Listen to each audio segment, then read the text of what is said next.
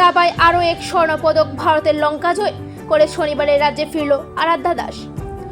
শ্রীলঙ্কায় অনুষ্ঠিত Commonwealth chess championship 2024-এ ইউথ চ্যাম্পিয়নশিপ অনূর্ধ্ব-10 বালিকা বিভাগে ত্রিপুরা রাজ্যের গর্ব রাজ্যের রাজধানী আগরতলা চিত্তরঞ্জন রোড এলাকার বাসিন্দা অনুজ কুমার দাস এবং অঞ্জুরানী দাসের কন্যা আরাধ্যা দাস ভারতবর্ষে প্রতিনিধিত্ব করে এবং সে অনূর্ধ্ব-10 বালিকা বিভাগে স্বর্ণপদক জয় করে দেশ ও রাজ্যের নাম উজ্জ্বল।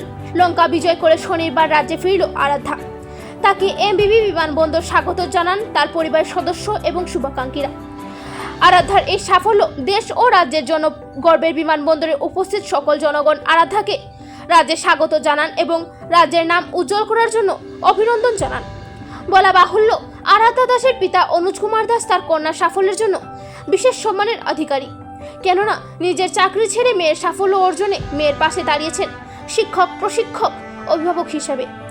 পাশাপাশি তিনি আরাধ্যা দাসের দাবায় এই সাফল্যে রাজ্যে ফিরে বিমানবন্দরের সংবাদ মাধ্যমের মুখোমুখি হয়ে রাজ্য সরকার সহ সকলকে ধন্যবাদ জানান।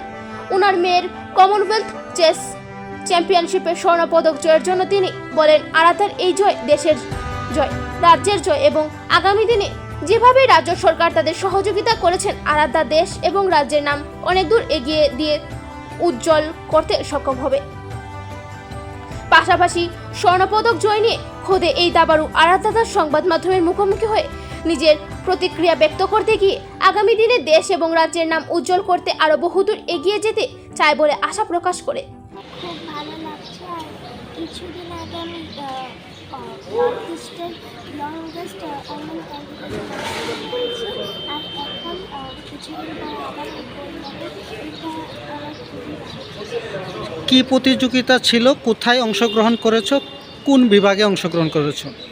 আমি কমনওয়েলথ ইউথ চেস চ্যাম্পিয়নশিপ 2024 আমি আন্ডার 10 গার্লসে আমি কালিকরা শ্রীলঙ্কাতে আমি অংশগ্রহণ করেছি। কি সাফল্য পেয়েছো তুমি? আমি একটা গোল্ড জিতেছি, এটা আনবিটেন চ্যাম্পিয়ন, আর আমি টপ সিডকে আমি হারিয়েছি। কয়টা দেশ ওইখানে অংশগ্রহণ করেছিল? তার মধ্যে তুমি চ্যাম্পিয়ন হয়েছো, গোল্ড মেডেল জিতেছো তোমার বিভাগে। তো কেমন লাগছে, কি বলতে চাইবে সবার জন্য? আমার খুবই ভালো লাগছে। তোমার নাম? শুভবুদ্ধি সম্পন্ন জনগণের দাবি, রাজ্য সরকার এবং খেলার সঙ্গে যুক্ত সংগঠনগুলি যদি এইভাবেই সব ধরনের খেলাধুলাকে উৎসাহিত করে, তাদের পাশে দাঁড়ায়, আগামী দিনের তারা বিশ্ব দরবারে দেশ ও রাজ্যকে অনেক দূর এগিয়ে নিয়ে যেতে সক্ষম হবে। Bureau report, Shyamali, Tripura. Actually প্রতিযোগিতা ছিল এটা Commonwealth open and youth chess championship 2024। এটা শ্রীলঙ্কার কালুতারাতে এই প্রতিযোগিতা সম্পন্ন হয়েছে।